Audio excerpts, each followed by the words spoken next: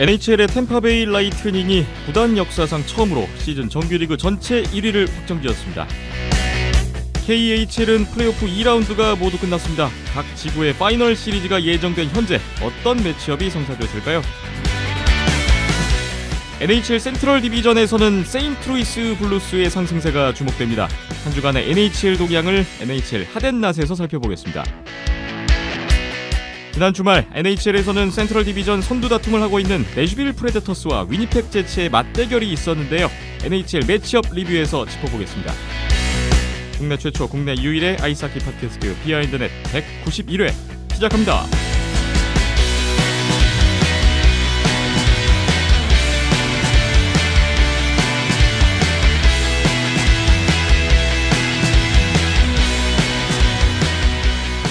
비하인드넷 191회입니다. 3월 26일 화요일 낮에 녹음을 하고 있습니다. 안녕하세요. 김태범입니다. 박김찬 PD, 이연섭 기자 오늘도 나오셨어요. 안녕하세요. 안녕하세요. 안녕하세요.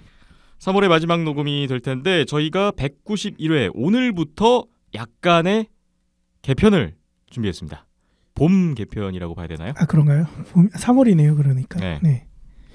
예, 뭐 좀 더 선택과 집중이 필요하겠다라는 생각을 지난번 그 팟빵 뭐 모임 이런 자리가 있었는데, 네. 예, 다른 장르의 방송 하시는 분들 이야기를 듣고 또 어떻게 돌아가는지 또 보고, 예, 그렇게 하면서 또 다른 스포츠 팟캐스트들은 어떻게 돌아가고 있는가 이런 것들도 좀 많이 참조를 하게 됐었거든요. 그래서 예.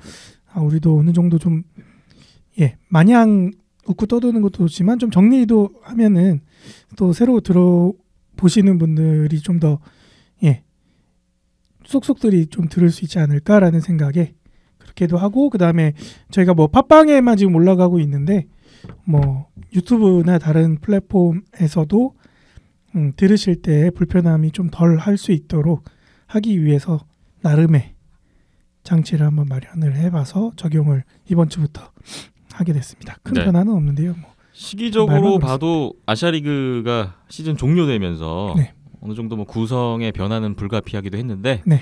뭐 말씀 주신 내용으로 정리를 좀 해봤고, 그렇게 해서 오늘부터 시작되는 개편 내용 코너 소개를 잠깐 드리면, 일단 기존에 하던 대로 댓글 여러분 주신 내용 살펴보고요. 그리고 국내외 단신 하키 뉴스 코너를 다시 만들었어요. 예, 뭐 계속 해왔던 것들인데 네. 좀 더 모아서 좀 정리하는 타임을 만들어 둔 거고요. 예.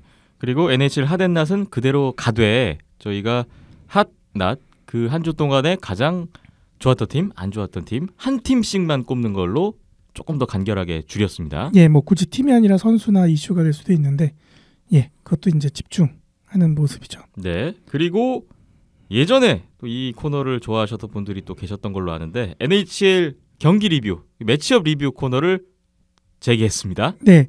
뭐 기존에는 이제 이현석 기자님께서 경기를 살펴보시고 그 경기를 소개하고 리뷰하는 것이 중심이었다라고 한다면은, 예, 이번에 좀 더, 예, 시청자분들도 함께 보시고, 그리고 저를 비롯해서, 예, NHL 잘 모르고 생소한, 예, 아이스하키 팬분들도 좀 요 경기만큼은 일주일에 한 경기는 한번 체크해 보자, 이런 게 좀 더 크고요. 예. 그래서 매주 한 경기를 미리 이제 주목할 만한 매치업으로 선정해 주시면은 그거를 보고 와서 리뷰로 풀어보는, 함께 얘기를 나눠보는 그런 시간이 좋겠다라는 생각을 했습니다. 네, 그렇게 해서 오늘부터 그렇게 출발을 해보려고 하고, 중간중간에 국제대회, 국내 대회가 있거나 뭐 특별한 이벤트가 있을 경우에는 또 리뷰를 따로 해야죠. 그렇죠. 예, 그렇게 한번 진행을 해보겠습니다. 오늘 191회, 그러면 여러분이 주신 댓글 먼저 봅니다. 팟빵 댓글인데요. 탑파라님이 3월 19일에 댓글을 주셨어요. 최근 방송에 내슈빌 팬들이 심상치 않게 등장하셔서 반갑네요. 특히 다음 편엔 내슈빌과 위니펙의 경기 리뷰를 해주신다니 정말 기대가 됩니다. 저도 3, 4년 전부터 NHL을 보기 시작했는데 내슈빌이라는 팀이 슈퍼스타 한두 명이 주도하는 팀이라기보다는 수준급의 선수들이 굉장히 많으면서도 공수 밸런스, 라인별 밸런스가 좋은 매력적인 팀이어서 이 팀에 빠져들기 시작했던 것 같네요. 지금은 NHL TV 정기 결제해놓고 내슈빌 경기는 최대한 챙겨보는 편이고요. 이 다음에 신혼여행으로 내슈빌 경기를 보러 가서 현지 카메라에 잡히는 게 소박한 꿈입니다. 개인적으로는 북미 쪽 선수들보다 유럽 선수들을 좀 더 좋아하는 편인데 스케이터 중에서는 로만 요시 그리고 드래프트 8라운드 픽 성공 스토리의 주인공 꼴리 페카리네를 굉장히 좋아합니다. 최근에 합류한 미카엘 그란룬드 선수도 타팀 선수지만 좋아하는 선수였는데 정말 기대가 되고요. 사실 얼마 전 트레이드 기사 떴을 때 얼핏 이름만 보고 마르쿠스 그란룬드가 오는구나 하고 순간 잘못 이해했었는데 다시 보니 미카엘이어서 놀랍기도 하고 좋기도 했던 기억이 나네요. 아무튼 일요일 아침 경기니 알람을 맞추고 어떻게든 처음부터 끝까지 꼭 챙겨볼 생각입니다. 늘 좋은 방송 감사합니다. 요즘엔 정말 한 회에 올려주시면 한 번에 다 듣기 아까워 며칠에 걸쳐 몇 번씩 나눠 듣고 그러고 있습니다. 하셨습니다. 190회에 6,400캐시를 후원해 주셨네요. 내슈빌을 또 좋아하시는 타파라님이신 것 같습니다. 자, 그란룬드 선수 또 다른 그란룬드가 있었다는 것도 또 알게 되고 동생입니다. 형제예요? 예. 아 그렇군요. 예전에 드래프트 될 때도 오늘 좀 제가 목 상태가 안 좋아서 네. 좀 감안해 주시면 감사하겠습니다. 건강을 잘 챙기셔야 됩니다. 네. 좀 양해 부탁드리고 6,400캐시는 그러면 무슨 의미일까요? 이게 미카엘 그라운드 선수 등번호입니다. 64번. 예. 그리고 마르쿠스 그라운드 선수가 예전에 드래프트 될 때 나도 형이 할 수 있는 거 다 할 수 있어 뭐 이런 식으로 굉장히 자신감을 내비친 적이 있는데 네. 뭐 아직까지는 그 정도까지는 아니다 라는 평이 좀 지배적이고 그래도 뭐 나쁘진 않은 3, 4라인 선수로 이제는 좀 자리를 잡는 느낌은 받고 있어서 앞으로 네. 좀 기대하시면 좋을 것 같아요. 그렇군요. NHL 또 관심 있게 보고 계시다니까 앞으로 많은 얘기를 계속해서 들려주시길 부탁드리겠고요.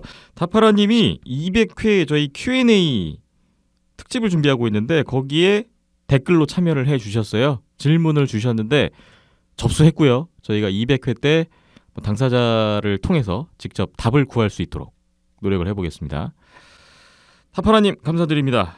아스피린 03님이 후원 또 댓글을 주셨는데 190회에 8,100캐시를 후원해 주셨습니다.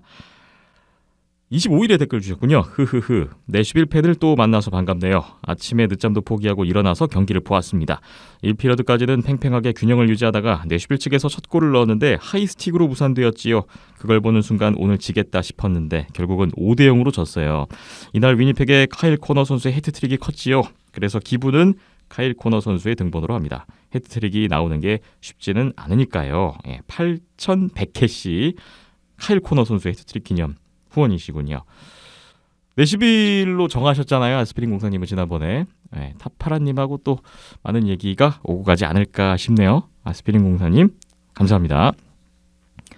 YB 성님이 22일에 댓글 주셨습니다. 아시아리그의 존속 여부에 따라 대명의 새로운 연고지와 각 팀의 외국인 선수들의 재계약 여부, 시즌 중 방출된 선수들과 상무 전역자들의 진로 등이 정해질 것 같은데 정말 아무 소식도 없네요. 회의는 하긴 한 거죠? 라는 댓글입니다. 아시아리그 아이스하키 각 구단 관계자들의 회의가 있을 거다라는 소식을 지난주에 전해드렸는데 아무 소식이 들리지 않아서 좀 궁금해하셨던 모양입니다. 이따가 저희가 국내 뉴스에서 다루겠지만 결론부터 말씀드리면 아시아리그 회의가 취소됐다죠? 네. 회의가 열리지 않았기 때문에 지금 아무 소식이 없는 것 같고요. 잠시 후에 뉴스 코너에서 조금 더 말씀을 드리겠습니다. YB성님 댓글 감사합니다. 네이버 댓글 봅니다. 봄맘님이 21일에 댓글을 주셨어요. 안녕하세요. 항상 잘 듣고 있는 하키 알못 맘입니다. 조금 있으면 200회인데 미리 축하드리면 김셀 듯하여 일단 아껴두고요. 200회 기념 Q&A 특집을 한다던데 제가 약 3년간 비하인드에 들으면서 너무너무 궁금해하던 거 드디어 질문을 하게 되었어요. 만약 제 질문이 답변하기 부담스러우시거나 하면 그냥 넘겨주시면 감사하겠습니다. 라는 댓글입니다. 많은 질문을 주셨는데 이 질문 역시 저희가 200회 특집 때 다루기 위해서 잘 접수해 놨고요. 대충 질문 보니까 답변 가능한 질문인 것 같은데요? 네, 넘길 수 있을 만한 게 없고요. 다 할 수 있는 내용들이었습니다. 아이고 궁금해하시는데 저희가 한 9주를 끌어야 되네. 죄송하네. 그동안 또 더 좋은 답변으로 완성이 되게끔 더 노력해야 될 부분인 것 같아요. 지금이라도 당장 답을 드릴 수 있지만 200회를 위해서. 그리고 지금 대답 드리는 거랑 또 200회 때 대답 드리는 거랑 대답이 달라질 수가 있어서. 그렇네요. 네. 9주 사이에 무슨 일이 벌어질지 그러니까요. 모릅니다. 봄맘님 댓글 잘 봤고요. 댓글 답변은 200회 때 드리겠습니다. 네, 참여 감사드리겠습니다. 댓글은 다 살폈습니다. 저희가 200회 특집 다시 한번 안내를 드릴까요? 200회 어떻게 꾸며지죠? Q&A 시간 으로 진행을 하려 하고 있고요.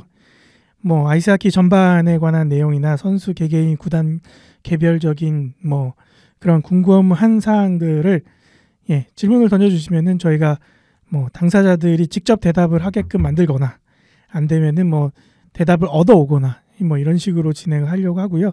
또 당일날 가능하다면은 뭐 팬분들하고 같이 한 자리에서 또 실시간으로 질문을 주고받을 수 있으면 좋을 것 같은데 그게 안 되더라도 온라인 스트리밍을 통해서 또 채팅창을 통해서 실시간으로 이야기를 주고받을 수 있도록 준비하고 있습니다.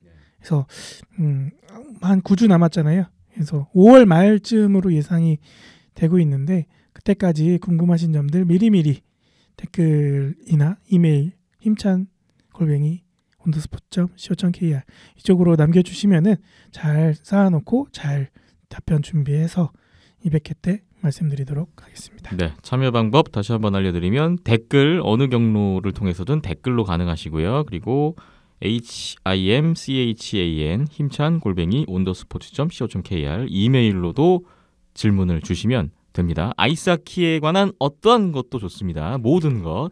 뭐 선수 사생활 이런 것까지 힘들겠지만 선수 구단 뭐 리그 아이스하키 뭐 저희 개인 것들까지도 온더스포츠 비하인더넷에 관한 질문도 좋습니다. 네. 많은 참여를 부탁드리겠고 200회 기대하고 저희도 준비를 해보겠습니다.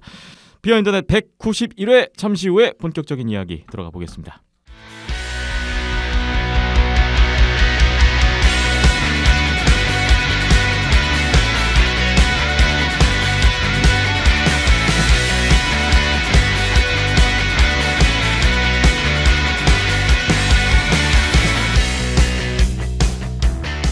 비하인더넷 191회 오늘부터 재개된 코너로 출발해 보겠습니다. 국내외 하키 뉴스를 간략히 정리해보는 순서인데요. 먼저 국외 뉴스부터 보겠습니다. NHL 소식이네요. 템파베이 라이트닝이 리그 전체 1위를 확정을 18일 날 지었습니다. 네, 쉼없이 달려왔던 템파베이 라이트닝의 올 시즌이었는데 아주 일찌감치 전체 1위를 확정지었어요. 뭐 프레지던트 트로피라고 불리죠. 이제 리그 전체 승점 1위 팀에게 주어지는 상인데 구단 사상 처음으로 리그 전체 1위를 확정이 지었네요. 최고의 시즌인 걸 또 보여줬고요. 73경기 만에 1위를 확정을 지었습니다. 근데 이게 85년, 86년 이후로 한정을 하면은 9596 시즌 디트로이트의 71경기 이후로 빠른 페이스라고 하네요. 야, 거의 23년 만에 빠른 속도로 달성한 기록이에요. 이 바로 아래는 이제 2001년, 2002년 스탠리컵 우승한 디트로이트 레드윙스 74경기가 있고요. 그리고 최근 역사상 제일 좀 셌었던 팀이라고 하면 또 15-16 워싱턴을 들 수가 있는데 그 워싱턴조차 75경기가 걸렸습니다. 근데 2경기 이제 먼저 달성을 했고요. 득실 마진이 플러스 100입니다. 대단합니다. 템파베이 올 시즌은 그렇죠. 중간에 위기 한 번 없었던 것 같아요. 한 번도 위기가 없었고요, 사실상. 저는 많이 일찍 말씀을 드리지만 제 생각에는 올해 템파베이가 굉장히 동부를 그렇게 어렵지 않게 플레이오프에서도 제압할 수 있다라고 생각을 합니다. 문제는 결승에서 서부를 누구를 만나느냐인데 요거 하나가 변수일 정도로 오늘 보스턴과의 경기에서도 4대2로 지고 있다가 3피리어드 3골 넣어서 역전승을 거뒀어요. 이야. 저는 아까 녹음 들어오기 전에 보스턴이 전체 2위입니다.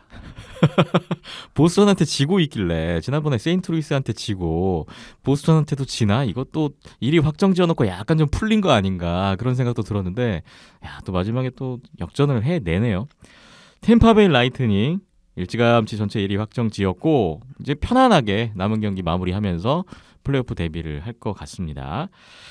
다음 소식 또 보겠습니다. 어떤 소식인가요?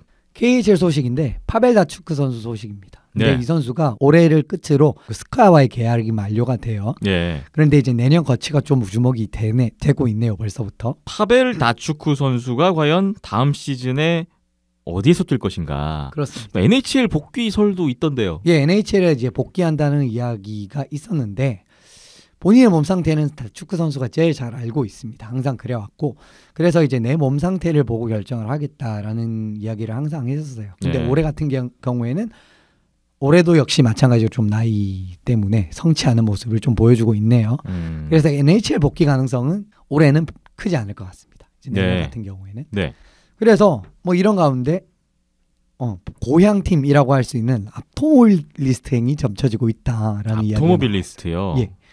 근데 이제 다축구 선수가 예카테린부르크 출생이거든요. 그렇기 네. 때문에 고향팀에서 이제 선수 생활을 마무리 짓고 싶다라는 이야기가 나오고 있습니다. 네. 근데 앞토모빌리스트 하면은 올해 또 보셨듯이 상당히 좋은 시즌 보내줬고요.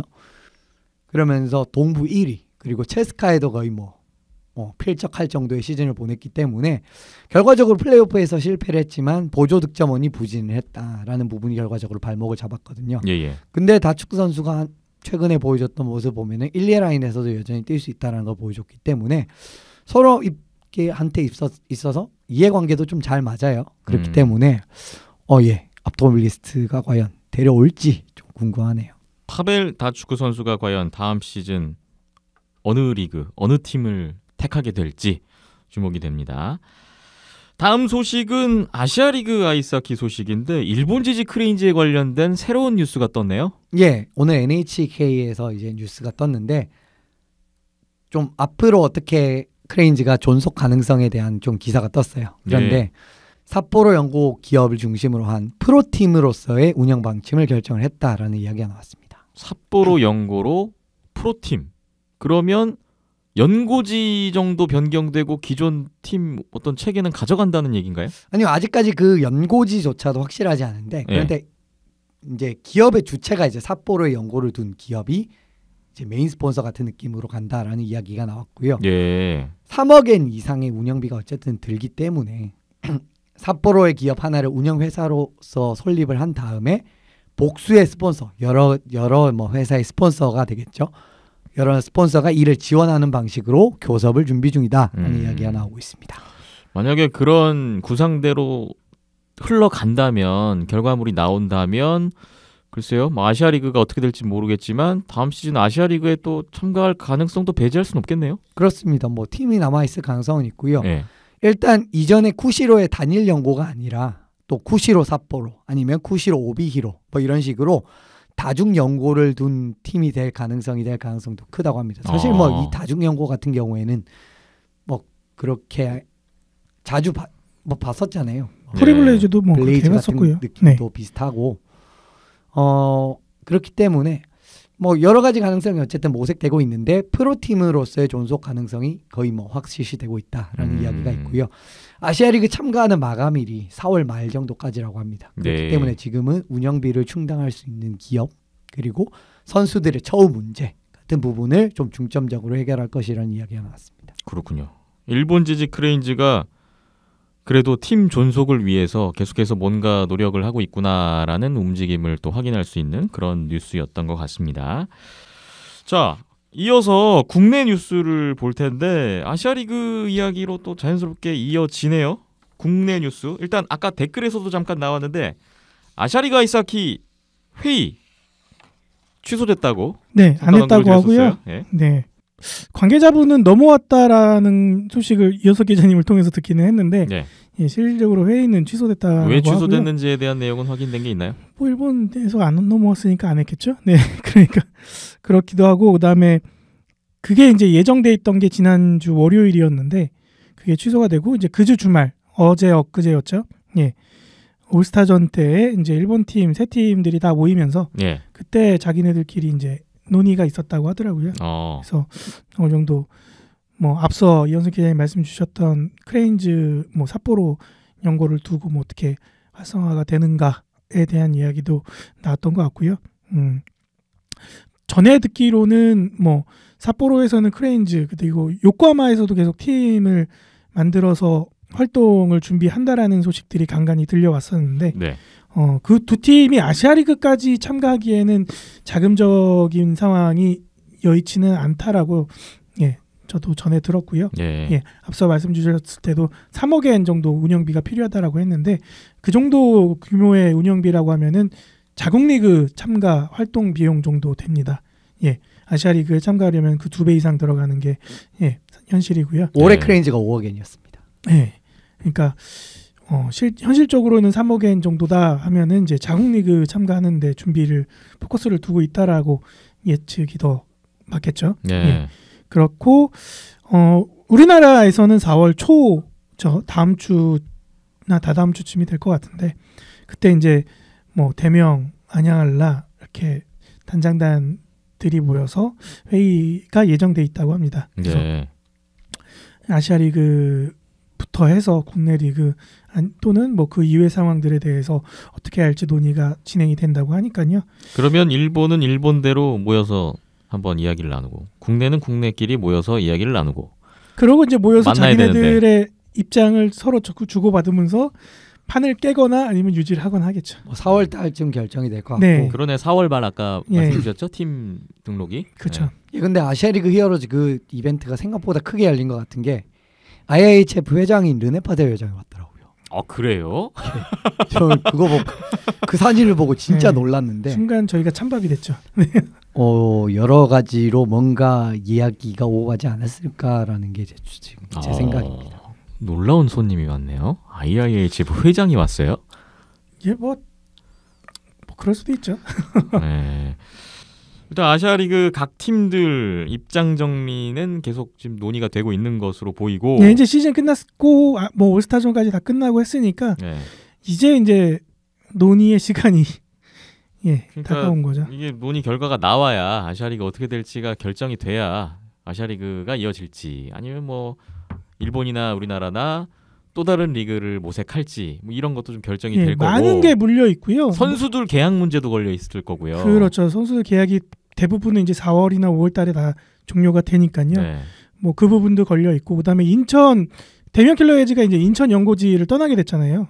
그래서 대면 킬러헤즈의 연고지가 어디로 결정이 되느냐도 일단은 아시아리그가 어떻게 되느냐에 따라 결정이 되지 않을까. 뭐 그거에 따라서 뭐 결정지 연고지가 바뀐다 이게 아니라 네.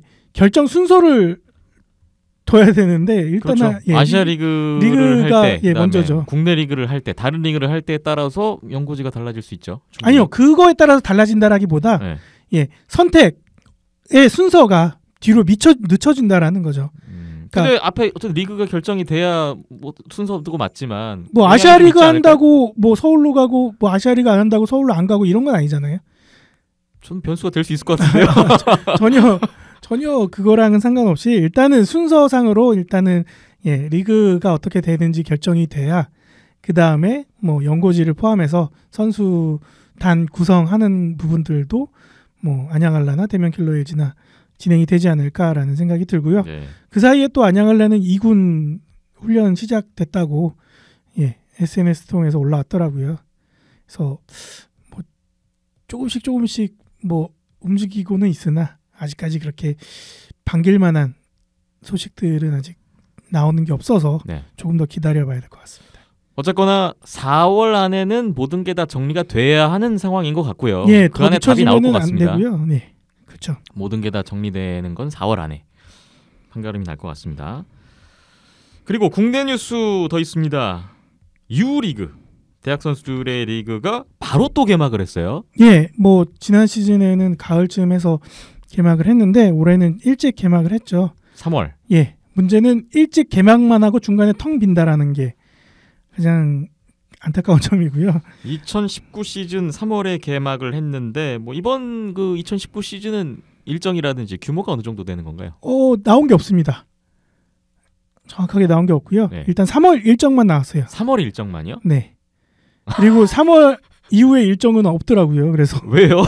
아니 리그가 시작됐는데 리그가 뭐 이렇게 한 시즌 몇 꾸준하게 경기인지 뭐 이런 게 없다고요? 지금? 꾸준하게 없고 다 이렇게 뒤로 밀려 있더라고요. 그래서 정기전 이후에나 아마 지난 시즌처럼 진행이 될 것 같고, 그러니까 이게 그거예요. 말이 유리그지. 유리그 생기기 전에 저희 대학 경기들 보면은 3월달에 대학 선수권 하고, 그 다음에 정기전 지나서 코리아 리그 하고, 그다음에 유한철배 하고, 그다음에 종합 선수권 하고 이랬었잖아요. 그거랑 똑같아요. 그게 이제 그냥 유리그로 바뀐 거고, 유리그 3월에 하는 건 대학 선수권 그게 그거예요. 근데 경기 수는 더 줄었어요. 또 3월 한 달 동안 7경기밖에 안 하고요. 총 7경기. 네. 팀당 7경기 아니고 총 네. 7경기. 뭐 경희대는 한 게임밖에 안 하고 네. 뭐 다른 팀들은 뭐 두세 게임씩 하고 이런 현재 수준이고 네. 일단은 4경기가 벌써 지난 주말 강릉에서 치러졌습니다. 네. 그래서 연세대는 한양대한테 6대2, 광운대한테 5대1 해서 2승을 거뒀고요. 고려대는 광운대한테 3대2, 한양대한테 4대1 이렇게 승리를 하면서 2승씩 확보를 한 상황이고 예. 이제 오는 28일 목요일에 광운대학교 아이스링크에서 한양대학교, 광운대학교 그다음에 3월 29일 금요일이죠. 고려대학교 아이스링크에서 연세대, 고려대 경기가 예정이 돼 있습니다. 경희대는 경기가 없네요. 경희대는 한 경기, 광운대하고 한 경기 네. 그게 다예요. 여러 가지로 답답한 부분들이 많이 있는데 그러니까 시즌 개막하는 3월은 맞는 것 같습니다. 학기가 3월에 시작하니까. 네. 근데 그것도 모르겠어요. 1학년들 입학하고 3월 몇 주나 지났다고 그걸 하는 것도 저는 웃기다 생각을 하고요. 근데 뭐 대학 리그가 이제 장기전으로 간다고 보면 3월부터 하는 게 저는 맞다고 그게 생각해요. 맞죠. 맞긴 하죠. 학기 끝날 때 시즌 끝나야 예, 끝나야 3월부터 되고. 해서 네. 12월 달 기말고사 기간에 끝나는 게 맞죠. 네. 예. 근데 글쎄요. 중간에 텅 비게 또 한 3, 4개월 또 쉴 텐데 이렇게 하는 것도 이해가 안 되고 경희대는 선수 없다고 한 경기밖에 안 뛰는 것도 이해가 안 되고 네. 여러 가지로 좀 이해 안 되는 투성이고 어디 가서 경기 홈페이지도 없고 대회 홈페이지도 없고 해서 경기 결과를 볼 수 있는 그런 창구도 없고요. 기록지 확인은 더 두말할 것도 없고요. 예. 예, 경기 영상 어디서 볼 수 있는 것도 없고요. 저희가 찍으러 가면 좋은데 찍지 말라고 하니까 그것도 어쩔 수가 없고요. 예, 여러 가지로 답답한 상황인데 블로그에 이제 기사 형식으로 경기 결과가 올라왔더라고요. 그래서 그거 보고 말씀드리는 거고요. 각 대학교 측에서 아니요, 운영하는 건가요? 대학 총장 협의회 해가지고 이제 네. KUSF 블로그가 있는데 네. 그쪽에 이제 대학생 기자단들이 있거든요. 거기에서 이제 뭐 여러 종목들 경기 결과들이 올라오는데 그걸 통해서 저도 알았고요. 네. 경기 일정 3월 일정은 대한아이스하키협회 홈페이지에 공지사항에 올라와 있습니다. 그거 참조하시면 될 것 같고요. 방송 나갈 때쯤이면은 2경기 남았을 때라. 네. 근데 이제 많이들 주목하시는 경기가 3월 29일 날 있을 고려대에서 있을 연세대 고려대 경기가 많이 주목이 될 테고 네. 여기 이제 어떻게 보면은 올해 들어 처음 라이벌전 갖는 거니까 뭐 시간 되시고 하시는 분들은 저녁 7시 경기니까 가셔서 또 이 두 팀 또 경기력을 또 살펴보시는 것도 좋을 것 같습니다. 대학교 선수들의 U리그 2019 시즌이 개막했습니다. 네. 앞으로 추후 일정이 어떻게 될지 또 기다려 보겠습니다. 마지막으로 아이스하키 동호인 연맹 대회 개막 소식도 있습니다. 예. 온도스포츠 그리고 비하인드넷은 이 정도까지 다룬다라는 거를 보여드리기 위해서 실제로 동호회 활동하시는 청취자분들이 꽤 많은 걸로 알고 있습니다. 꽤 많고요. 동호회 대회가 올해로 이제 아이스하키 동호회 연맹 대회라고 명명된 대회로는 이제 올해가 2년째인데요. 네. 그 전에 이제 뭐 서울 협회 대회 뭐 여러 가지 이름들로 생활체육 대회 뭐 이런 식으로 여러 가지 이름들로 해서 좀 오랫동안 지속되어온 리그인데 수도권 권역 안에 있는 42개 팀이나 참가를 하게 되고요. 예. 6개 팀씩 1부 12개 팀, 남부 북부 6개 팀에서 12개 팀이고 2부부터 6부 리그까지 있습니다. 그래서 6개 팀씩 참가를 하게 되고요. 총 경기 수가 360경기더라고요. 네. 아시아 리그보다 훨씬 많죠? 42개 팀, 네. 360경기. 네. 팀 수로 따지면 NHL보다 많이 나온다는 거. 네. 네. 그리고 참가 연령대가 10대부터 어르신들까지 해서 남녀노소 남자 여자 따로 안 하고 다 한 팀에서 뛰고요. 예. 누구나 참가 가능한 대회다 보니까 등록 선수만 1,020명이더라고요. 와. 그래서 이 정도 규모면은 단신에 포함돼도 되지 않을까 싶어서 디비전도 여러 개고. 우리나라 어느 아이스하키 대회 중에서도 이 정도 규모를 갖춘 대회가 없다 보니까 네. 프로 대회나 뭐 아마추어 대회 포함해서 그래서 소식을 전해보고요. 3월달 이미 경기들은 이제 디비전별로 시작한 데도 있고 아직 안 한 데도 있고 하는데 3월달부터 시작을 해서 보통 팀당 뭐 월 한 2게임, 3게임 이렇게 잡혀서 하는 것 같더라고요. 네, 그렇게 그래서- 되면 팀당 한 10경기 나오나요? 그렇죠. 6개 팀씩 디비전에 속해 있으니까 네. 홈앤어웨이식으로 해서 팀당 10경기를 치르게 되고 그럼 이렇게 해서 거기에서 또 승강제가 이루어지죠? 1, 2위 팀이 이제 챔피언 결정전을 치르게 네, 되고 네. 뭐 1부 리그 같은 경우에는 플레이오프가 따로 있는 걸로 알고 있고요. 예. 그렇게 돼서 우승팀은 뭐 승격, 최하위 팀은 강등인데 아직까지는 이제 대회가 이제 좀 갖춰지고 있는 대회다 보니까 디비전은 나눠져 있지만 디비전 간의 팀 간의 그런 실력 차이는 크게 없습니다. 그리고 또 하위 디비전에 있지만 또 굉장히 잘하는 팀이어서 막 씹어먹고 뭐 이런 신생 팀들도 네. 있다 보니까 어느 정도 디비전 조절은 매년 되는 것 같고요. 좀 자리를 잡히고 나면은 승강제도 좀 더 치열하게 이루어지지 않을까 예상은 하고 뭐 있습니다. 이렇게 팀 수가 많으면 토너먼트 해서 진짜 FA컵처럼 디비전에 관계없이 한번 붙어보는 그런 이벤트성 대회도 있으면 재밌겠다라는 생각도 듭니다. 그렇죠. 아직까지 이제 선수 출신들 뭐 실업팀 선수나 대학 선수 출신들이 뛰는 디비전은 없거든요. 네. 근데 디비전은 충분히 만들 수가 있는데 참가하는 팀이나 선수가 없다 보니까 안 되고 있는데 뭐 그렇게까지 갖춰지게 된다면은 말씀 주신 것처럼 밑에서부터 뭐 이렇게 토너먼트로 1부에서 해서 몇 팀, 2부에서 몇 팀 이렇게 해서 한 32강 뽑아서 한번 붙는. 그렇죠. 그렇게 일본이 지금 그렇게 네. 하고 있잖아요. 그래서 그런 그림이 갖춰지면은 좋죠. 예. 절대적인 피라미드 구조네요. 살펴보니까 아니 이게 네. 아시아리그보다도 훨씬 더 훨씬 아시아리그 몇 배인데요, 이게. 네. 네. 그렇게 해서 2019년 제2회 아이스하키 동호인 연맹 대회가 진행된다는 소식까지 전해드렸고 박힘찬 PD님도 또 역시 참가를 해요. 네. 저도 몸으로 동호회 직접 활동을- 부딪혀서 또 소식을 계속 예, 기다려보겠습니다. 작년에 이제 4부 리그에서 준우승을 했고요. 올해는 3부 리그에 참여를 하게 됐습니다. 네, 계속해서 이 소식도 기다려보겠습니다. 이렇게 오늘 국내외 하키 뉴스 살펴봤고요. 앞으로도 쭉 이런 식으로 주요 뉴스를 저희가 좀 뽑아서 정리해서 전달해드리는 시간을 이어가도록 하겠습니다. 지금 뭐 이제 점점 해외, 국내 할 것 없이 하키 뉴스들이 떨어져가는 시기이긴 한데요. 네. 일단은 NHL이 이제 플레이오프 뭐 스탠리컵 진행이 되면 또 계속 뭐 뉴스거리들이 나올 곧 테고. 있으면 세계 선수권 대회 네, 하잖아요. 세계 선수권도 있고 네. 하니까 예, 이제 보릿고개라 하면 이제 5, 6월 달이 되겠네요. 그래서 그때 가서는 뭐 동호인 대회 소식이라던가 여러 가지 또 구단 또 준비되고 있는 상황들 이런 상황들도 예, 취재를 해서 같이 공유할 수 있도록 하겠습니다. 알겠습니다. 비하인드넷 잠시 후에 이어갑니다.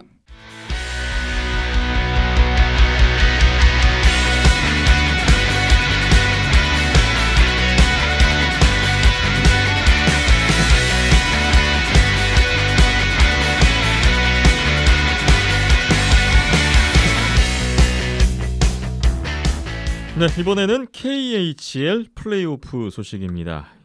2라운드가 끝났어요. 저희가 지난주에 2라운드 2차전까지 끝난 상황을 정리해 드렸는데 굉장히 치열했었잖아요. 3개 시리즈가 1승 1패로 흘러갔었어요. 근데 막상 결과를 보니까 그 이후로 쭉 다들 쉽게 끝났네요. 별로 재미가 없었습니다. 솔직하게 말씀. 되게 재미있게 흘러갈 줄 알았습니다만 생각보다 시리즈가 짧게 끝났어요. 전부 다. 예, 뭐 사실 그나마 스카 로코모티브 정도만 조금 왔다 갔다 하고 압토 살라바트도 그렇게 나쁘진 않았는데 근데 전반적으로 막 그렇게 재밌지는 않았습니다. 네.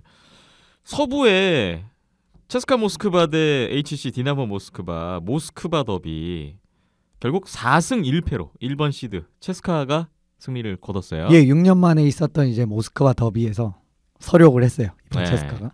근데 6년 전에 디나모 모스크바는 모스크바 더비에서 승리를 거두고 가가린컵을 들었습니다. 과연 올해도는 체스카가 들 수 있을지 궁금하고요. 그리고 가능성은 뭐 꽤 있어 보이네요. 상당히 있다라고 생각하고 저 생각에는 들 수 있지 않을까 싶습니다. 올해 네. 체스카는 진짜 너무 세요. 네. 그리고 2번 시드 스카 상트페테르부르크 대 3번 시드 로코모티브 야로슬라브의 대결 역시 4승 1패 2번 시드 스카가 이겼습니다. 스카가 좀 득점력이 왔다 갔다 하는데 그래도 이제 좀 득점력의 좀 그 흐름을 탁 찾으면서 이런 경기에 또 잡아주고요. 확실히 스카 같은 경우에는 수비진에서의 공격 가담이라든지 수비진에서의 득점 기여 같은 부분이 상당히 좋은 팀이기 때문에 결과적으로 로코모티브는 전에도 언급드렸던 스테판 크롬발 이런 선수들이 빠진 공백을 메우지 못했습니다. 네. 다음 동부인데요. 동부는 1번 시드 아토모빌리스트 예카테린부르크 대 6번 시드 살라바트 울라이프 우파의 대결. 결국 여기도 4승 1패. 그런데 6번 시드가 1번 시드를 이겼습니다. 살라바트가 승리했어요.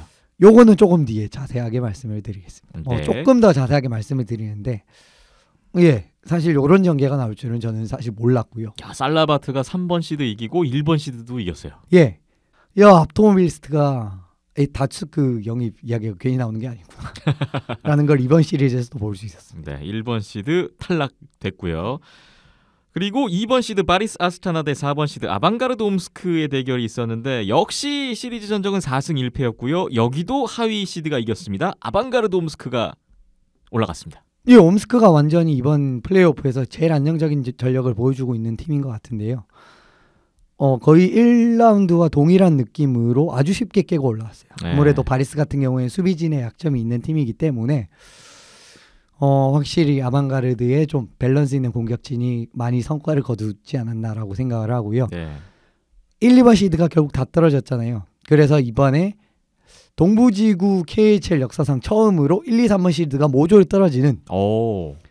동부 결승전이 이제 확정이 됐습니다. 6번 시드 대 4번 시드의 동부 결승이 성사됐어요. 그렇습니다. 반면에 서부는 1번 시드, 2번 시드가 최강 모두 팀들이 그냥 올라가는 붙었죠. 좀 예. 상반된 결과가 나왔던 양 지구입니다. 자, 이번 KHL 플레이오프 지금 2라운드까지 끝난 상황에서 가장 눈길을 띄는 팀은 아무래도 6번 시드로 올라와서 지금 동부 결승까지 올라간 살라바트 울라이프 우파인 것 같아요. 진짜 사실은 그렇게 전력적으로 좋은 팀이 아니거든요. 그럼에도 불구하고 계속 승리를 올릴 수 있는 이유는 뭐냐면은 유아 메트솔라 선수 덕분이라고 저는 생각을 해요. 이 선수 홀리. 말고는 네. 이 선수랑 이제 하나 더 이제 언급을 드릴 부분이 있는데 메트솔라 선수가 11경기에서 평균 실점이 1.23에 96.3%의 세이브 성공률입니다. 야, 플레이오프 들어서 어마어마합니다. 96.3%. 지난해 파벨 프란초즈 선수가 조금은 생각이 나는 부분인데 프란초즈 선수도 95%가 넘었었거든요. 네. 그러면서 팀이 동부 결승까지 올라왔었고 아크바르스한테 조금 이제 좀 심하게 깨지긴 했죠. 그런데 거의 그 이상으로 메트솔라 선수가 해주고 있고요. 지금 진짜 팀 칼라 딱 하나입니다. 메트솔라 선수가 있는 거 다 막는고 파워플레이나 이런 데서 북유럽 트리오 매번 언급을 드리죠. 요 선수들이 어떻게든 득점을 만들어내서 이기는 네. 딱 이거 하나예요. 그리고 어떻게 보면은 잠근다라고까지 표현을 할 수가 있는데 이거 한번 잠궈버리면은 푸는 팀이 아예 없었습니다. 심지어 동부 최고라고 할 수 있는 아토모빌리스트까지 잠그는 걸 푸는데 실패했죠. 예. 살라바트 연승 행진으로 해서 좀 재밌는 게 나왔는데 결국 동부 결승 두 팀의 주인공은 체른세프 디비전에서 두 팀이 다 나왔다는 겁니다. 예. 근데 플레이오프 시작될 때만 하더라도 할라모프 디비전 5팀, 체른세프 디비전 3팀이었거든요. 그리고 많은 러시아 전문가들이 1라운드 이후에 바리스 아스타나도 이제 체른세프 디비전이에요. 예. 근데 바리스 아스타나를 제외하고는 체른세프 디비전 다 짐 쌀 거다라고 생각했거든요. 하하하. 그런데 요 두 팀만 남게 됐습니다. 야, 전혀 예상하지 못했던 팀들 6번 시드, 4번 시드가 결승까지 올라오게 된 지금 동부예요. 그러니까 뭐 전문가 예상 이런 거 다 필요 없다는 겁니다. 네. 뭐 플레이오프 예상 그렇다는 거고요. 네. 진짜 원칼라 팀입니다. 이 원칼라 팀을 아방가르드 옴스크는 무너뜨릴 수 있을지 좀 궁금하네요. 살라바트 대 아방가르드. 전망할 말씀 들어볼까요? 어떻게 예상하세요? 저는 아방가르드는 무너뜨릴 수 있다라고 생각합니다. 그러면 살라바트가 파이널까지. 아니요. 아방가르드라면은 아방가르드가 이번에는 살라바트를 잡을 수 있다. 골리 쪽에서 좀 불안한 건 사실입니다. 바코프 선수가 좀 불안한 건 사실인데 그래도 이제 1, 2라인의 밸런스적인 부분에서는 이번 플레이오프에서 확실하게 아방가르드가 사실 진짜 체스카랑 비교해도 별로 밀리지 않는 모습을 보여주고 있어요. 네. 그렇기 때문에 아방가르드가 아무래도 한 4대2 정도로 올라오지 않을까 싶고요. 서부 같은 경우는 마찬가지로 정말 경기를 익숙한 왔다 갔다 합니다. 그리고 좀 운적인 요소에 기대는 부분이 많다라고 할 수 있는 부분은 수비 득점에 너무 많은 부분을 기댄다는 점, 그리고 수비수가 뭐 결승골 4골 넣고 지금 이런 케이스가 있단 말이에요. 다비드 룬드블라드 선수라든지 이런 선수들이 있는 거에 반면에 체스카 모스크바는 키릴 카프리조프 1라인 완벽하고 2라인도 확실하게 이제 지금 시리즈 내내 존재감을 과시하고 있단 말입니다. 그래서 전반적인 전력으로 봤을 때도 체스카가 조금 더 올해는 확실히 많이 앞서는 것 같아서 체스카 대 아방가르드 이 두 팀의 가가린컵 결승전이 있지 않을까라고 저는 예상을 해요. 네, 예상의 말씀을 들어봤고요. 각 지구 파이널 어떻게 될지 또 결과를 기다려보겠습니다. KHL 살펴봤고요. 잠시 후에는 NHL 이야기 나눠보겠습니다.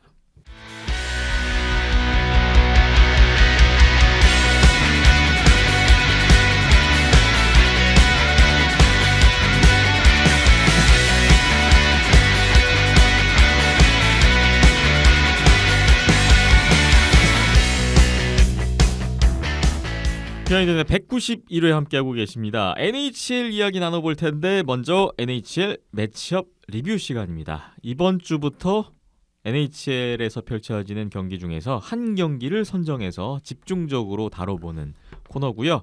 저희가 지난주에 이미 예고해드렸어요. 어떤 경기를 다룰지. 3월 24일 한국 시각 기준입니다. 3월 24일 일요일 아침에 펼쳐졌던 내시빌 프레데터스 대 위니펙 제츠의 경기가 오늘의 메인 대상입니다.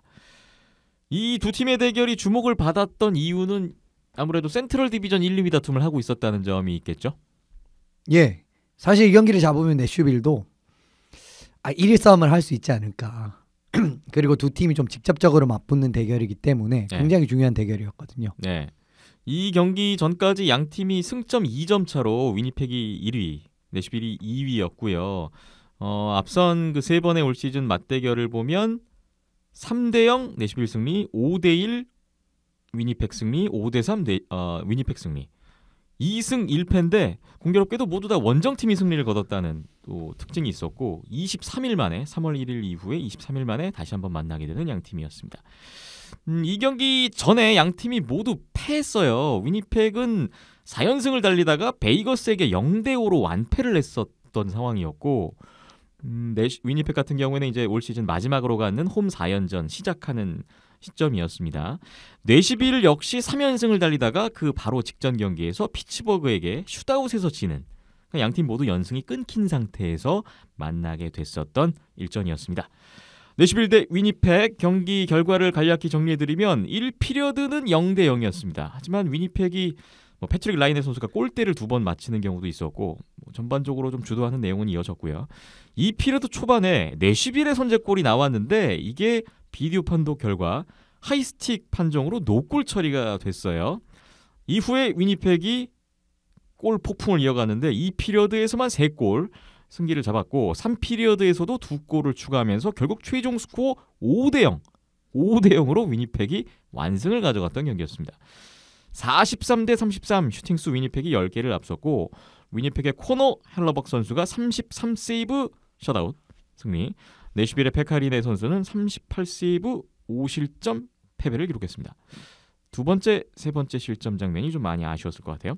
카일 코너 선수가 3골 1도움 개인 첫 해트트릭을 기록하면서 팀 승리를 주도했는데 최근 4경기 5골 3도움 아주 페이스가 좋습니다. 여기에 또 함께 또 보조를 했던 케빈 헤이즈 선수가 1골 3도움의 활약을 펼쳤던 위니펙의 완승으로 끝났던 경기였습니다. 좀 팽팽한 대결을 기대했었는데 너무 일방적으로 끝난 것 같아요. 이 경기 이현숙 기자님 평부터 들어볼까요? 예, 그 전에 조금 말씀드리면 헤이즈 선수는 확실히 팀 컬러에 맞는 선수를 잘 데려왔다라고 저는 판단을 해서 원래 보통 이제 큰 폭의 영입, 어떻게 보면 2라인 센터라인은 어떻게 조금 큰 폭의 영입이었는데 굉장히 잘했다라는 부분을 말씀드리고 싶고요. 예. 칼 코너 선수도 헤트트릭 플러스 4포인트에다가 결과적으로 이번 주에 2주의 퍼스트 스타에 선정이 되는 또 영광을 누리게 됐습니다. 이 경기가 아주 큰 작용이 됐을 것 같네요. 그렇죠. 위니펙의 승인부터 짚어봐야 될 것 같은데요. 사이즈라는 이점을 확실하게 활용을 하는 위니펙의 모습을 보실 수가 있었을 겁니다. 리그 최장신 팀은 위니펙 제츠입니다. 예. 리그 31개 팀 중에 최장신이라고 할 수가 있고요. 피츠버그라든지 베이거스라든지 굉장히 극단적인 공수 전환 스피드를 가진 팀이면은 속도전에 좀 애를 먹는 경향이 있거나 하거든요. 하지만 그런 팀이 아닐 경우에는 생각보다 속도전에서 애를 먹는 팀은 아닙니다. 네. 이번 경기에서 위니펙 같은 경우에는 리치, 그러니까 선수들이 키가 크다는 건 리치가 길다라는 말도 이어지죠. 그러면서 확실한 협력 수비랑 포지셔닝을 통해서 내슈빌 선수들이 중앙 지역으로 파고들지 못하게 지속적으로 방해를 해줬어요. 네. 그러면서 내슈빌 선수들은 공격을 풀어나가는데 보드를 돌리는 이용 정도 느낌밖에 공격을 이어나가지 못했거든요. 그 결과 무슨 일이 있었냐고 하면은 포인트샷이라는 좀 어떻게 보면은 그렇게 성공률이 높지 않은 느낌의 슛이라든지 뭐 조금은 중앙 지역에서의 슛이 나온다라고 하면 슛 블락으로 인해서 이제 포지셔닝이 좋기 때문에 블락을 하는 느낌으로 공격을 원천적으로 차장을 할 수 있었고요. 보드를 이용하는 플레이로 선택지가 한정이 된다라고 한다면은 신장이라는 요소가 보드 플레이만큼 크게 작용하는 부분은 없습니다. 예. 그렇기 때문에 신장이라는 요소가 굉장히 크게 작용하는 위니펙이 보드 플레이에서도 굉장히 이득을 많이 보면서 어떻게 보면 이번 경기 같은 경우에는 라이네 선수의 2골까지 다 들어갔다면 정말 굉장히 큰 정도의 완승이라고 볼 수 있을 정도로 위니펙의 완승이라고 할 수 있는 경기였습니다. 네. 전에도 언급해 주신 적이 있는데 위니펙이 베이거스나 피츠버그 이렇게 굉장히 그 스피드 하키를 추구하는 팀과 만나면 조금 염려가 된다. 하지만 뭐 내슈빌 같은 팀 정도는 뭐 큰 어려움 없이 지금 잡을 수 있는 확실한 어떤 사이즈의 이점 또 그런 점을 또 말씀을 주셨네요. 내슈빌도 사실 그렇게 느린 팀은 아니거든요. 네. 전반적으로 그렇게 느린 팀은 아닌데 근데 최근에 이제 로스터 보강을 통해서 좀 느려지긴 했죠. 그런데 그렇게 느린 팀이 아님에도 불구하고 완벽하게 차단하는 모습이 역시 위니펙이 괜히 여러 전문가들이 스탠리컵 파이널에 오를 만한 팀이다라고 하는 게 아니구나라는 부분을 느낄 수 있었습니다. 네, 위니펙의 승인을 짚어주셨는데 내시빌도 이 경기를 굉장히 중요하게 생각했을 거고 준비를 했을 텐데 이렇게 대량 실점 완패를 당할 줄은 몰랐단 말이죠. 패인을 짚어주실까요? 결과적으로 효과적인 지역의 진입, 위니펙 선수들이 지역에 진입을 하는 부분을 효과적으로 막아내지 못한 게 제일 큰 문제였어요. 네. 전방의 공격수한테 빠르게 퍽을 연결한 이후에 안정적으로 지역을 진입을 하는 위니펙의 공격 전개에 있어서 내슈벨이 효율적인 제어를 전혀 하지 못했습니다. 어떻게 보면 내슈벨이 이번 경기에 굉장히 수세적으로 경기에 임했다라고도 할 수가 있는 부분을 여러 가지에서 볼 수가 있었는데 네. 그 부분은 이제 지역을 진입하는 과정에서 블루라인에서 선수를 3명을 세우는 이제 이런 느낌으로 초반을 전개를 했는데 결과적으로 신통치 못했죠. 굉장히 쉽게 뚫리면서 지역을 많이 허용하는 모습이 나왔고요. 이후에 3대0, 2대0, 3대0이 되면서 조금 더 공세적으로 취하자라고 해서 그 3명의 선수 중에 가운데 선수의 포워드를 약간 전진해서 배치를 하는 식으로 약간 조율을 선택을 했습니다. 근데 이것 역시 그렇게 큰 실효를 이제 거두지 못했고요. 약간 좀 원투투 같은 느낌으로도 배치를 하면서 결과적으로는 후방에 있는 수비수가 블루라인까지 올라오는 느낌으로 차단을 하는 이런 식으로 이제 지역 봉쇄책을 조율을 했는데 이 역시 큰 실효를 거두지 못하면서 아주 그냥 손쉽게 위니펙 선수들이 내슈빌 지역으로 진입을 할 수 있었던 것이 가장 큰 승리의 원인이 아니었나 싶습니다. 네, 내시빌로서는 말씀 주신 대로 참 뭐 하나 풀어가기가 힘든 그런 경기 양상으로 흘러갔던 것 같고 지금 내시빌이 이 경기까지 지면서 위니펙에게 3연패를 당했어요. 근데 이 3경기 다 지금 5골을 내주면서 지금 완패를 당하는 결과가 나와서 플레이오프 가서 혹시 다시 만나게 한다고 생각을 해보면 내시빌로서는 쉽지 않을 것 같다는 생각이 벌써부터 듭니다. 위니펙을 또 만난다면요. 올해는 의외로 더 빠르게 끝날 수 있는 가능성도 있을 것 같은데 네. 지금 같은 경기력이라면 저도 장담은 못하겠습니다. 그렇군요. 자, 박김찬 PD님은 이 경기 또 어떻게 보셨는지 궁금합니다. 예, 정말 오랜만에 NHL 경기를 정자세로 앉아서 전날 술을 많이 먹어서 라이브로는 보지 못하고 다시 보기로 봤거든요. 네. 위니펙이 빠른 팀이구나라는 거를 느꼈었고요. 내시빌이 상대적으로 느렸나 이런 생각이 들 정도로 그랬었고 1피리어드 초반만큼은 그래도 내시빌이 좀 압박도 하고 초반에 뭐 퍼커팅도 하고 하면서 많이 점유율을 가져가고 뭐 찬스도 만들려고 애를 썼는데 위니펙은 또 거기에서 끊어내면서 빠르게 역습으로 치고 나가는 장면들을 만들어내면서 대처를 했거든요. 그러면서 내시빌이 점점 뒤로 밀려나지 않았나. 그렇게 쉽게 뚫리고 하다 보니까 그런 생각이었었고요. 그리고 1피리어드 중후반쯤 가서 이제 피케수반이 페널티를 범하는 장면이 나오는데 그때 이후부터는 아예 흐름이 넘어가서 위니펙 주도하에 경기가 쭉 이어져 가는 그런 느낌이었었고요. 2피리어드 초반에 뭐 하이스틱으로 노골된 장면이 나오긴 했었는데 그 전에 또 내시빌이 좀 억울할 법한 장면이 있긴 있었거든요. 그 바로 하이스틱 골 나오기 전에 한 1, 2분 전 상황인데 내시빌 진영에서 내시빌 수비가 퍽을 걷어냈을 때 체인지 타임이다 보니까 위니펙 선수들에 엉켜서 퍽이 맞고 나오는 장면인데 그때 분명 투맨이맨 상황이었거든요. 예, 그리고 중계에서도 투맨이맨이다 이거 했는데 페널티가 안 불렸단 말이에요. 예. 예, 그냥 넘어갔어요. 어물쩍. 불렸어야 맞는 거고 맞았던 상황인데 그 문이 열리면서 예. 거기로 들어갔다라고 이제 판정을 하지 않았나 싶습니다. 근데 심판들도 사람이다 보니까 가끔 NHL이라고 해도 좀 저런 판정을 하지? 이런 부분이 판정에 대한 논란은 나오는 NHL도 거였습니다. 있어요. 예, 좀 애매해서 내가 모르는 또 다른 룰이 있나 이런 생각이 들었었고요. 근데 예, 연습 기자님한테 확인해 보니까 아니라고 페널티 맞다라고 하셔가지고 아 다행히 내가 잘 봤구나라는 생각이 했고 그 판정 그리고 그거하고 하이스틱 골까지 겹치니까 그게 한 2, 3분 내에 후루룩 하고 상황이 펼쳐지다 보니까 내시빌 입장에서는 아 오늘 경기 안 풀리네. 이런 느낌이 들 수밖에 두 가지 없겠더라고요. 상황이 오늘 경기 패배를 약간 예고하는 듯한 그렇죠. 그런 느낌이죠. 가뜩이나 1피리어드 후반에 주도권 내주고 힘든 경기를 펼치고 있어서 어려웠다가 그걸 좀 타파할 수 있는 상황이 두 번이나 찾아왔는데 그게 다 이제 무위로 돌아가게 됐죠. 그러면서 경기는 좀 많이 이쪽 위니펙 쪽으로 넘어왔었고 예. 거기에서 이제 득점이 발생이 되고 또 이 피리어드 막판에 연속골이 터지면서 그러면서 약간 리네가 멘붕이 오지 않았나 그런 생각을 좀 하게 됐었고요. 세 번째 네. 골 같은 경우에는 그쵸 거의 뭐 멍 때리다가 먹은 그런 골이다 보니까 예, 두 번째 골 같은 경우에는 뭐 어쩔 수 없이 수비도 없고 하니까 혼자 몸을 날리면서 하다 보니까 뭐 스틱도 놓치고 그러면서 자기 몸 맞고 들어가기도 했는데 예. 책임은 수비수들한테 있었지만 예, 멘탈은 골리가 무너지니까 뭐 그건 어쩔 수 없는 것 같고 이미 그렇게 3대 0이 되면서 경기는 끝났다라고 봤고요. 3피리어드는 뭐 그냥 하다가 그냥 예, 두 골 더 내주고 끝나는 굉장히 의미 없는 3피리어드 이렇게 지켜봤습니다. 네. 예. 리네가 그래도 괜찮게 했다라고 봤거든요.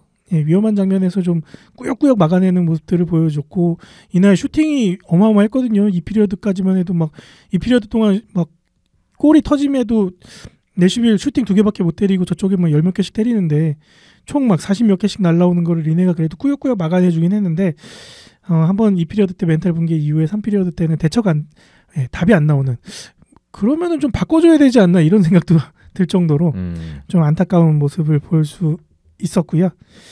예, 꼴리가 이렇게 힘들어하면은 수비수들이 좀 잘해줘야 되는데 항상 득점 상황에 보면은 예, 리네 주변에는 수비수들이 없는 돌아오지 않는 수비수들 뿐이었던 네. 그런 상황이었었고 반대로 이제 헬러버 꼴리가 활약할 때에는 항상 예, 디펜스들이 뭐 슛블록도 해주고 그다음에 리바운드 커버도 해주고 이러다 보니까 예, 셧아웃까지 완성시킬 수 있었던 그런 경기가 아니었나 싶었습니다. 내시빌의 페카리네 선수가 38세이브, 뭐 여러 가지 뭐 중요한 세이브도 했는데 말씀 주신 대로 뭐 두 번째, 세 번째 실점 이후에는 뭐 약간 전의를 상실할 수밖에 없는 그렇죠.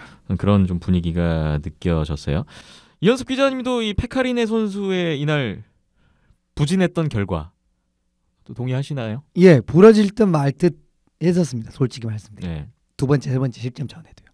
그런데 결과적으로 부러졌죠. 1피리어드부터 좀 불안했었어요. 굉장히 불안했었고 근데 결과적으로 무너졌던 부분 경기에도 큰 도움이 되지 못했다라고 할 수 있을 것 같고요. 예. 이걸 보고 현지 이제 중계에서도 막 그런 장면이 많이 나왔는데 참 서부 결승 7차전이 많이 생각이 났습니다. 아하. 숏사이드를 막아줘야 되는데 그게 정말 이게 뚫리면 안 되는 부분에 뚫리는 부분이 지금 두 번이나 나왔거든요. 근데 네. 그런 모습이 리네 선수가 항상 최근에 플레이오프에서 이제 내슈빌이 탈락을 할 때는 보면은 리네 선수들의 좀 쉬운 실점에 겹치면서 탈락을 하는 경우가 많았습니다. 뭐 결과적으로 말씀을 드리면은 그 스탠리컵 파이널 6차전에서의 그 결정지였던 헤른크비스트 선수의 골은 두 번째 골이랑 진짜 비슷했고요. 이 경기 네. 두 번째 골. 그리고 세 번째 골 케빈 헤이즈 선수 골 같은 경우에는 아마 작년 7차전에서 굉장히 유사한 느낌의 골이 있었을 겁니다. 그 작년 위니펙과의 7차전. 그렇기 때문에 분명히 린의 존재로 인해서 내슈빌이 강팀으로 발돋움한 것도 맞지만 그게 못지않게 중요할 때마다 어쩔 때 보면은 참 본의 아니게 발목을 잡고 있는 모습이 나오고 있는 것 같아서 예. 그런 부분은 좀 많이 아쉬운 그런 모습도 이번 경기에서 볼 수 있었네요. 그렇군요. 5대0 위니펙의 완승으로 끝나면서 양팀 올 시즌 정규 리그 전적 3승 1패, 1패 후 3연승 위니펙이 우세를 가져갔고요. 위니펙이 그 전 경기 베이거스 0대5로 지더니 바로 내시빌 상대로 5대0 화풀이를 여기다 지금 결과가 됐고요. 위니펙이 이 승리로 플레이오프 진출을 확정지었죠? 그렇습니다. 네. 이제 플레이오프 확정이 됐고 1위도 아무래도 할 수 있을지 않을까 싶어요. 센트럴 1위도 거의 확정을 지었다. 이 경기로 확정을 지었다라고 생각을 했는데 오늘 또 댈러스한테 5대2로 깨지는 바람에 아직 끝나지 않았다. 아직 모르겠어요. 아직도 모른다.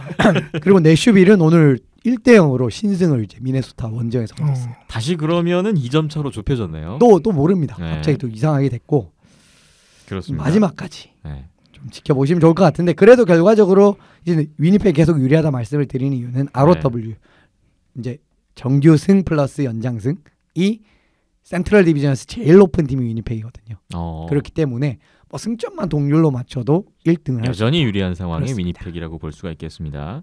내슈빌이 좀 중요한 이 경기를 놓치면서 지금 뭐 1, 2, 3위가 굉장히 치열하지 않습니까? 센트럴 디비전. 자, 내슈빌은 또 위에 위니펙을 또 따라가야 되고 또 3위에 있는 세인트루이스의 추격도 받는 세인트루이스는 그런 또 상황이 오늘 되고 있어요. 베이거스를 잡는 또 좋은 경기를 나왔기 때문에 네, 야 이거 1, 2, 3위 또 막판 혼전 좀 기대되고 있습니다. 그렇습니다. 위니펙 제츠의 승리 소식을 봤던 매치업 리뷰 여기까지 하고요. 이제 다음 주에 저희가 또 살펴볼 경기는 어떤 경기인지 주목되는 매치업 소개를 주실까요? 어떤 경기 선정하셨습니까?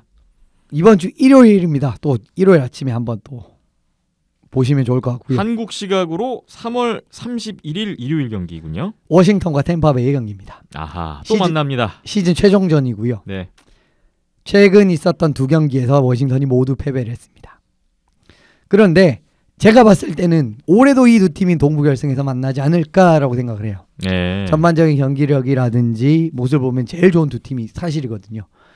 일단 사실 뭐 보스턴도 더 좋고 뭐 토론토도 워싱턴이랑 비슷하지만 거의 위라고 볼 수 있지 않나라고 하는데 그 두 팀은 템파베이를 넘어서야 됩니다. 하지만 워싱턴은 3라운드 가기 전까지는 넘어설 필요가 없죠. 그 부분이 제일 크고요. 네. 최근 두 경기를 캡스가 모두 지긴 했는데 점수 차이가 크진 않았습니다. 1차전도 엠티넷이 두 골이었어요. 그런 식으로 보시면 좀 비슷하다고 볼 수 있을 것 같고 네. 지금 워싱턴 상황이 참 쉽지만은 않습니다. 뉴욕 아일랜더스랑 펭귄스의 충격을 아직 떨쳐내지 못했어요. 완벽하게. 예. 그렇기 때문에 승점이 필요한 상황이고 이번 주에 워싱턴이 캐롤라이나와 2연전이 있단 말입니다. 근데 캐롤라이나의 최근 기세를 생각해 보시면은 이 경기도 만만치 않거든요. 그렇기 때문에 혹시 주중 2연전을 지고 난 다음에 이제 템파를 만난다고 하면 진짜 물러설 수 무조건 잡아야 되는 게임이 되는 거고요. 혹시 이번 주 3연승을 거둔다라고 하면은 사실 메트로 1위는 확정이다라고 보시면 될 것 같습니다. 현재 순위는 센트럴 1, 2, 3위만큼이나 메트로폴리탄 1, 2, 3위도 정말 치열하거든요. 예, 장난 아니죠. 지금 네. 96, 95, 95. 어떻게 될지 모릅니다. 피츠버그 한 경기 더 하긴 했는데 거의 이 정도면 차이가 없다라고 보시면 될 것 같고요. 예. 템파 같은 경우에는 사실 뭐 남은 정규 시즌 일정이 그렇게 중요하지는 않죠. 이미 뭐 결정돼 있고. 이미 뭐 네. 1등이니까 우리가 네. 1등이니까거든요. 그런데 남은 경기가 워싱턴, 보스턴, 토론토. 오늘 보스턴이랑 붙었지만 아직 요 세 팀과의 경기 한 번 더 남아 있습니다. 예. 그렇기 때문에 근데 보스턴, 토론토 같은 경우 2라운드 매치업이고요. 워싱턴이면 3라운드 매치업이 제일 유력한 팀이기 때문에 네. 기선을 제압하기 위해서도 어떻게 보면 초전이 될 수 있는 워싱턴과의 경기는 상당히 중요하지 않을까 해서 워싱턴 템파베이를 꼽았습니다. 한국 시각 기준 3월 31일 일요일 오전 8시에 펼쳐지는 워싱턴 캐피털스와 템파베이 라이트닝의 대결 저희가 다음 주에 또 이 경기를 리뷰해 보는 걸로 하겠습니다. 예, 청취자분들도 같이 보시고요. 댓글로 경기 감상 후기 남겨주시면은 같이 이야기를 소개해드리고 나누면 좋을 것 같습니다. 네. 비하인드넷 함께하고 계십니다. 잠시 후에 NHL 핫앤낫 이어갑니다.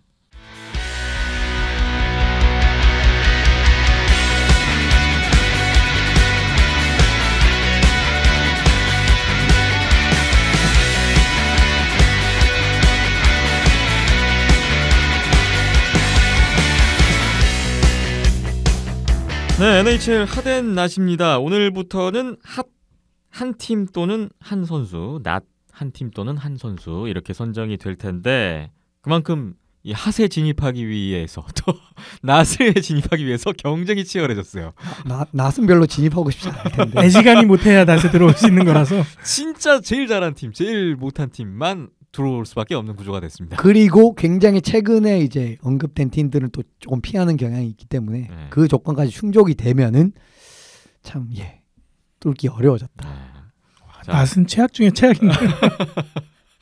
그러면 이 난관을 뚫고 오늘 핫을 차지한 팀 어느 팀입니까? 두 팀을 상당히 고민을 했는데 네. 베이거스 이제 지난주면은 이제 베이거스랑 세인트루이스 두 팀을 다 올렸을 겁니다. 그런데 이번 주는 세인트루이스를 올렸어요. 세인트루이스 블루스 오늘 핫 차지했는데요. 오늘도 이겼어요. 저희 한국 시각 3월 26일 화요일 경기 베이거스마저 이기면서 4연승을 달리고 있습니다. 4연승 2위 진입 가능성도 생겼고요. 네. 이 팀이 센트럴 디비전 하위권을 헤맬 때가 정말 2달 전입니까? 3달 전이에요? 그러네요. 정말 그런데 극적인 이렇게 올라올 이제 거라고 생각 못했거든요. 그렇죠. 전혀 생각을 못했고요. 4연승 상대는 에드먼턴, 디트로이트, 템파베이 베이거스입니다. 템파베이 베이거스를 이겼다는 거. 그렇습니다. 요거 좀 커 그거서 보입니다. 이제 끝난 거죠. 네. 그러면서 승점이 90점이 됐어요. 90점대를 돌파를 하면서 그런데 이제 내슈빌을 이제 추월할 수 있는 위치까지 올랐습니다. 내슈빌이 92점이긴 한데 한 경기 네. 더 했거든요. 그런데 그런데 ROW 정규 시간 플러스 연장승은 세인트루이스가 더 많기 때문에 네. 더 유리한 상황이고요. 상황이 더 좋아졌네요. 결과적으로. 아까 말씀드렸지만 그 센트럴 디비전 지금 1, 2, 3이 거의 차이가 없어요. 지금 상황에서는 세인트 블루스가 2위도 할 수 있는 지금 상황까지 올라와 있습니다. 세인트루이스 블루스의 4연승 내용을 짚어보죠. 다양한 양상의 경기를 잡아내는 모습이 좀 돋보인다라는 부분이 제일 먼저 눈에 띄는 모습이었습니다. 네. 에드먼턴전 같은 경우에 강력한 파워플레이 6번의 찬스에서 2개나 골을 넣는 이런 모습을 보여줬고 레드윙스와의 경기에서는 5대5 상황에서의 또 확실한 능력을 보여주면서 승리를 잡아낸 경기가 있었고요. 템파베이 경기 같은 경우에는 초반에 3골을 1피리어드에 다다닥 몰아치면서 분위기를 잡아오는 이런 모습까지도 확인을 할 수 있었고 세인트루이스 오늘 베이거스는 굉장히 접전 양상을 잡아내는 경기였습니다. 그렇기 때문에 굉장히 다양한 양상에서도 이제 세인트루이스가 전혀 밀리지 않는 경기를 할 수가 있구나. 결과적으로 이러면은 올라갈 수밖에 없는 거죠. 뭐 경기를 하다 보면 이렇게 될 때도 있고 저렇게 될 때도 있는데 뭐 그 어떤 상황이 오든 간에 결국은 승리로 지금 가져가는 결과를 만들어내고 있는 세인트루이스 블루스인데요. 세인트루이스 블루스의 최근 이렇게 상승세의 또 가장 큰 요인, 장점이라고 하면 뭐가 있을까요? 여전히 안정적인 공격 라인 이런 부분이 제일 큰 강점이라고 저는 생각합니다. 예전부터 이제 수비적인 부분은 큰 문제가 없었기 때문에 그렇고요. 네. 블루스 강점 예전에 한번 언급을 드린 바가 있는데 2라인에서 4라인에서의 기대값이 유사하다라는 부분 장점으로 언급을 드렸는데 다비드 페롱 선수가 부상해서 이제 복귀를 했습니다. 그러면서 조금 조율이 있었지만 여전히 2라인에서 4라인에서의 기현 좋다라고 말씀을 드릴 수 있을 것 같고요. 예. 이반 발바쇼프 선수가 4라인 센터로 발돋움을 했는데 이 선수가 성장세가 정말 놀랍습니다.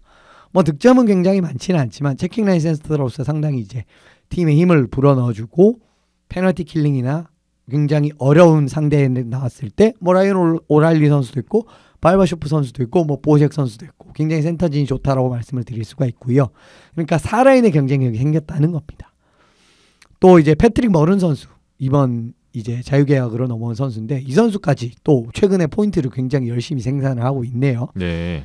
4경기 연속골도 있었고요. 지난 경기 같은 경우에는 이제 템파전이죠. 에서는 어시스트까지 있었기 때문에 시즌 중반부터 나타났던 안정적인 공격진에서의 강점이 여전히 두드러지고 있다라는 부분이 역시 블루스가 상위권으로 도약할 수밖에 없지 않나라고 생각을 합니다. 1라인을 제외한 2, 3, 4라인에서의 경쟁력 이 부분이 또 블루스의 상승세에 일조를 하고 있는 것 같습니다. 예, 근데 1라인도 말씀이 잠깐 나왔는데 1라인이 그렇다고 못하지도 않아요. 네. 라이언 오라일리 선수의 보강으로 인해서 1라인의 수비력까지 상당히 올라간 데다가 좌우윙은 브레이든 셴 선수와 타라센코 선수니까 얼마나 블루스의 공격진의 깊이가 좋아졌는지를 아실 수 있을 것 같습니다. 그렇습니다. 세인트루이스 블루스 최근 상승세 수훈 선수를 꼽자면 어느 선수를 꼽으시겠습니까? 저는 올해 칼더 트로피 신인상의 경쟁자 무조건 조던 비닝턴 선수가 이름은 올려야 되지 않나라고 생각합니다. 조던 비닝턴 선수 어떤 활약이 이어지고 있나요? 정말 이 선수의 상승세가 식을 줄은 몰라요. 잠깐 이제 뜨거울 수는 있잖아요. 그런데 지금 뭐 거의 한 3달 동안 굉장히 좋은 활약을 보여주고 있습니다. 템파베이전에서도 39세이브 30점 92.9% 세이브 성공률로 승리에 견인을 했고요. 예. 오늘 경기에서도 1실점입니다. 24세이브 1실점입니다. 베이거스를 상대로. 그리고 올 시즌 27경기 이번 경기 베이거스전 집계하기 전 경기까지 하면은 평균 실점 1.84 전체 1위입니다. NHL. 네. 그리고 세이브 성공률 92.9%로 전체 2위예요. 오호. 바실레프스키 선수 바로 아래입니다. 네. 이 정도로 정말 좋은 모습 보여주고 있고요. 아직까지 풀타임 출장이 아니잖아요. 이제 28경기죠. 오늘까지. 적습니다.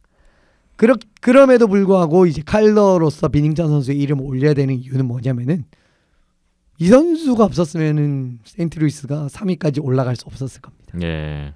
예. 팀의 플레이오프 진출이라는 게 의외로 뭔가 개인 수상 내역 같은 부분에 크게 작용을 하는 모습을 본다면은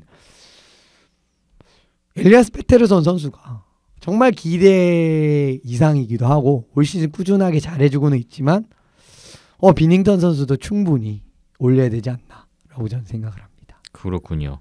조던 비닝턴 선수의 맹활약, 신인 선수의 이 활약 속에 세인트루이스 블루스는 계속해서 높은 곳으로 좀 향해서 전진을 하고 있습니다.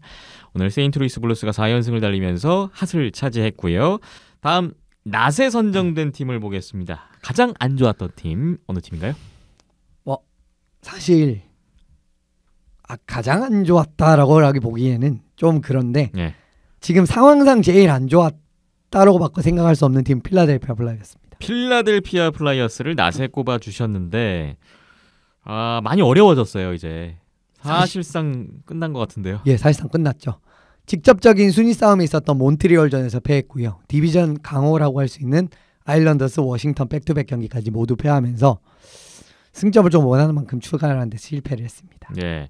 지금 남은 경기가 6경기인데 필라델피아가 이 상황에서 플레이오프에 가기 위해서는 필라델피아가 남은 경기 전승을 해야 되고 그 다음에 와일드카드 경쟁하는 팀들이 전패를 해야 되는 그렇습니다. 이 경우일 수밖에 없는 것 같습니다. 예, 뭐 사실상 끝났죠. 그러니까 참 답답해요. 예. 네. 자, 필라델피아가 이렇게까지 어려워졌던 이유 한번 볼까요?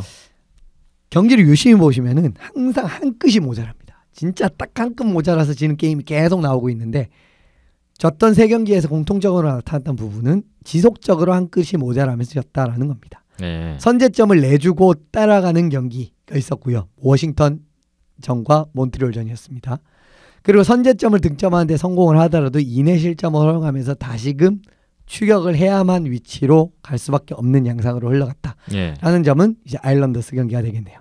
그런데 당연히 추격을 하는 경기가 되면은 어려워지는 게 사실이지 않습니까? 예. 이런 부분에서도 나오고 있고요. 그런데 참 공교로운 게 뭐냐면은 필라델피아가 올 시즌 선제점을 내주고 따라간다든지 아니면은 선제점을 득점하는데 성공하고 이에 실점을 허용하면서 상대에게 리드를 내준 경기에서 성적이 다 좋지 못합니다. 예. 선취점을 허용했을 때 15승 27패 3연장패고요. 1피리어드를 지고 있을 때 7승 19패 4연장패. 그리고 예. 2피리어드까지 지고 있을 때 4승 28패 4연장패입니다. 따라가질 못한다는 얘기네요. 그렇죠. 그런데 따라가는 양상의 경기만 계속 하고 있으니 예. 이건 뭐 경기를 이길 수가 없는 거죠. 한 끗이 모자랐다고 표현을 해주셨는데 뭔가 그 경기 안에서 정말 한 고비를 넘지 못하는. 근데 또 흐름을 점차가 잡지 많이 못하는 나면 상황이에요. 억울하지도 않잖아요. 네. 막 3점 차, 4점 차 이러면 그냥 졌어 이러는데 그것도 아닙니다. 한 점 차, 2점 차예요. 항상 보면은. 네. 그러니까 참 답답한 거죠. 한 끗이 모자랐던 경기가 반복되면서 필라델피아 플라이어스가 결국은 올 시즌 플레이오프 진출이 사실상 좌절되고 말았습니다. 뭐 아쉬운 게 뭐 이뿐만은 아닐 것 같은데 이현숙 기자님 특별히 또 아쉬운 부분이 있으시다고요. 상황적이다라는 부분을 제가 언급을 드린 이유는 클로드 지루 선수 때문입니다. 이 선수의 전성기를 또 1년 낭비를 해버린 플라이어스가 됐어요.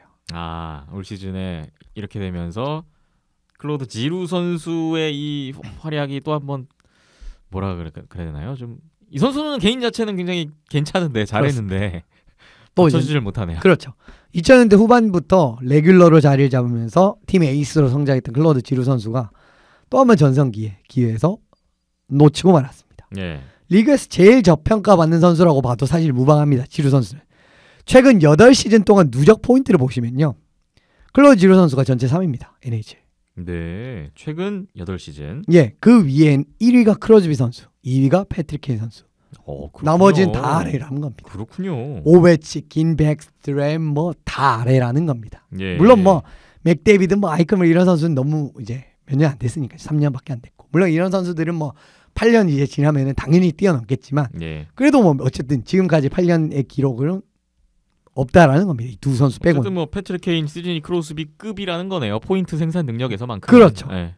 그리고 올해도 경기당 1포인트 이상 올려주고 있거든요.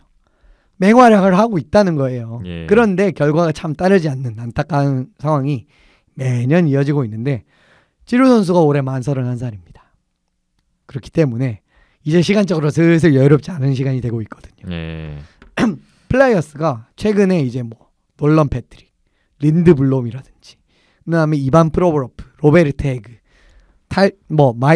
필립 마이어스, 그다음에 뭐 카터 하트까지 꼴리 좋은 젊은 선수들이 계속 나오고 있고, 오늘 뭐 조엘 페러비 같은 선수들도 L3 레벨 계약에 합의를 하면서 앞으로 세대 교체는 된 것 같습니다. 그런데 이게 또 되는 팀 보시면은 예전 베테랑 선수의 딱 전성기랑 이제 올라온 선수의 딱 기량 딱딱딱 맞아 떨어져요. 보시면. 예. 지금 뭐 템파베이 보시면 딱 그렇잖아요. 브레이든 포인트 이런 선수들, 야니 고드 이런 선수 전성기에 딱 접어든 선수고, 딱 중간에 쿠체로프, 뭐 존슨 이런 선수들 있고, 지금 뭐 전성기에 딱 들어간 선수를 보시면은 스탬코스 뭐 이런 선수들이 있지 않습니까? 예. 그런데 플라이어스는 중간에 파이프라인이 한번 딱 끊기면서 앞으로 한 10년은 좀 재미있는 팀이 될 수는 있지만, 이 2000년대 후반부터 정말 팀의 최고의 스타라고 할 수 있는 클로드 지루 선수가 전성기에 있을 때 아무 결과를 남기지 못했다라는 부분은 참 답답한 거죠. 네. 클로드 지루 선수는 계속 나이를 먹어가고 있는데, 필라델피아 플라이어스는 올 시즌도 참 어렵게 됐고, 뭐 당장 한 성과를 이루지 못하고 물러나야 될 것 같습니다. 그렇죠. 뭐 당장 한 2, 3년 괜찮을 수도 있잖아요. 그런데 2, 3년 동안 앞서 말씀드렸던 어린 선수들이 진짜 전성기급으로 기량이 올라올 수 있는가라고 물어보면은 사실 그렇지 않을 확률이 조금 더 높단 말입니다. 예. 그렇기 때문에 더 안타까운 거죠. 예. 자, 필라델피아 플라이어스 오늘 낫에 선정이 됐고, NHL 하덴낫 여기까지 합니다. 한 주 또 지나서 한 팀씩밖에 이제 선정이 될 수가 없기 때문에, 자, 기다려 보겠습니다.